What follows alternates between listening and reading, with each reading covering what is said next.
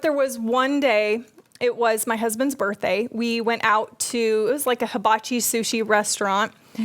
And I was very, very depressed normally, but even worse on this day because today was the day we had to tell our kids that it was Daddy's turn to deploy.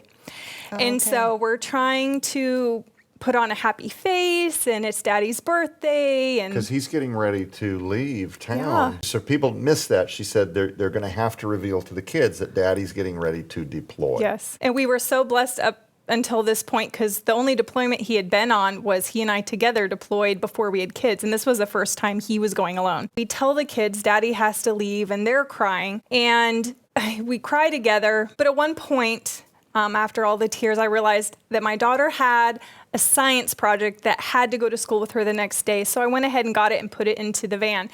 And I didn't realize right away, but when I came out of the van, I had been stepping on a fire ant hill. Now, we lived in South Carolina at the time, and fire ants are everywhere. And I didn't notice this hill, and so I looked down, and there were several on my leg, and I tried to brush them off. And then I go inside, and this heat starts to rise up in me.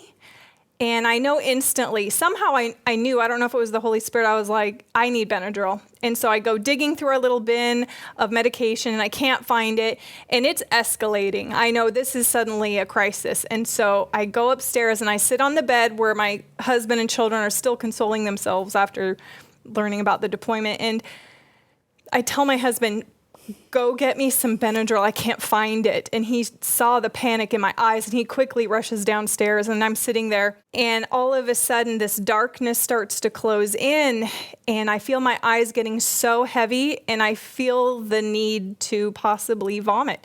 And I get on my hands and knees because I was too weak to stand, and my eyes couldn't stay open well enough to walk. So I'm crawling to the bathroom, and I yell out to my 9-year-old daughter, I said, call 911. And I make it to the bathroom, and I am horribly ill, and I don't know what is wrong, but I remember my husband saying that they're on their way, get out of the bathroom, and I was like, I can't, I literally cannot move. So the firemen are there, and they're asking me to open my eyes, and I cannot open my eyes. So eventually they go to lift me up, and I pass out. And all I know is I wake up, and I am like crouched down in this field with wheat, like golden ripe wheat, and it's gently swaying.